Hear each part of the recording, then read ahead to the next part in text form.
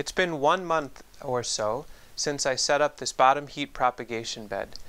If you're interested in seeing details on this, or if you missed that from the last video, I'm going to link here to that video. I encourage you to watch it. It shows the whole layout. I won't explain that in here in this video.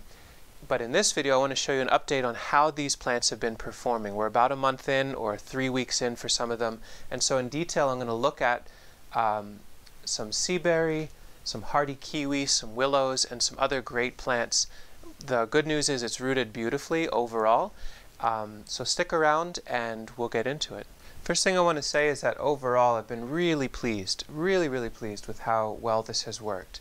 I still feel that if you're just getting started with propagation and you're not sure exactly how to do it or exactly what to invest in, I don't encourage you to go this big right out of the gate. You can get a small heat mat for like 20 or 30 bucks. It uses a small amount of electricity. But I will say that applying warmth to the root zone of a dormant cutting is incredibly stimulating for their rooting. I went through and lifted a bunch. I have some cutaway videos that I'll explain in a bit. But last night I started lifting a few more groups of plants. So in this case, these are hardy kiwi. These are dormant cuttings. I'm going to give them a dip in water just to reveal what's going on. Each type of plant has its own pattern of how it wants to root. And so what we're seeing here, these are dormant cuttings that their bases have calloused heavily. It almost looks like a weird styrofoam or like that perlite's attached. That's the actual tissue of the plant itself. And callousing is a precursor to rooting. And in fact, you can see some little points forming here or there that in the next few days, roots may start shooting out of there pretty aggressively. This is the absolute sweet spot to have the plant do the healing, the callousing, and the beginning of the roots, and then move them out to a nursery bed from here. We don't want to have them do all of their rooting in this bed. We just want to trigger it. So this was stuck. These cuttings were put in February 17th, and so this is about 3 weeks worth of rooting here. I personally have never had good success with hardwood dormant cuttings from kiwi, so this is incredibly promising. But just seeing callousing doesn't promise that you will get roots, but it is very promising that you should. So I'll set that aside. These will get planted out into a nursery bed today. I thought folks might enjoy seeing as well. These are sea buckthorn or seaberry. These are some very strange creatures indeed, as far as rooting goes. Let me dip these in water as well, both to hydrate, but also to reveal what's going on. Now, this is a female cultivar called Russian Orange, and you'll see seaberry has a rooting pattern that's incredibly different than hardy kiwi. That's very different than black currants. And all of these seaberries that I've tried rooting have presented a very clear picture to me at this point. Fat cuttings from lower on the plant or just lower on the stem. So, you know, my pinky thickness or as thick as a Sharpie or sharper, if you want to measure based on my pinky finger thickness.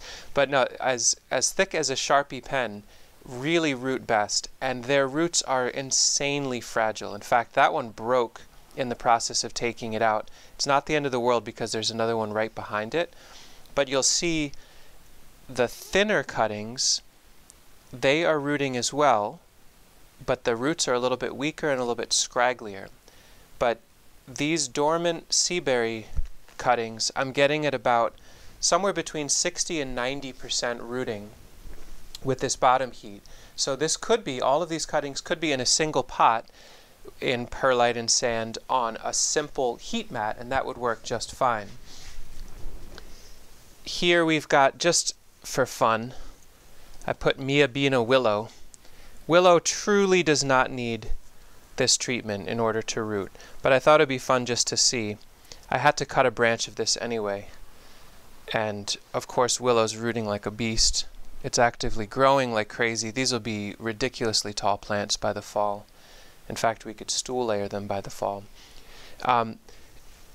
So unnecessary, but a little bit fun. Also in this bed, I've already taken them out and moved them. I had black currants, another example of a plant that doesn't truly need the bottom heat, but it was fun to get a good boost on them. They rooted at about 100%. All the other varieties of sea berry that I had in here rooted nicely as well. So incredibly promising results here. Now that that first round of plants have been taken out, I'm going through and doing the second round, and we'll do a more thorough update video soon enough. But it looks like this is blank in here, but this first bed has, now I'm transitioning into trying to trigger the rooting, the callousing and the rooting of root fragments of plants. So this is sea kale, Crampi maritima, which does respond to having warmth on its roots. It's pretty slow to have it happen, but in this bed there's probably about 150 little root sections like this that are all receiving warmth, and what I'm trialing is to see how small of a root fragment can I get away with. These are actually roots that were damaged in the winter. I left them in a pot.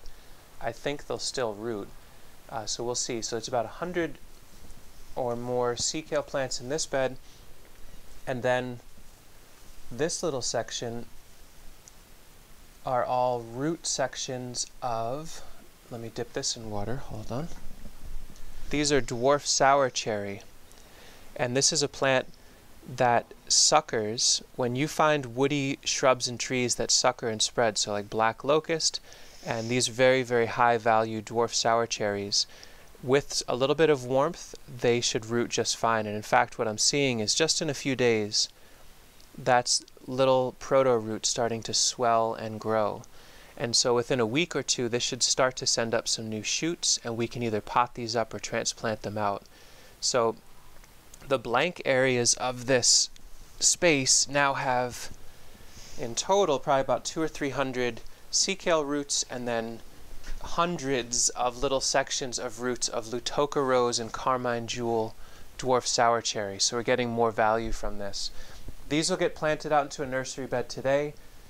We continue the experiment with aronia seaberry, or aronia serviceberry. There are blueberries, there's more kiwis, there's some male sea berries. So basically just moving material through this non-stop.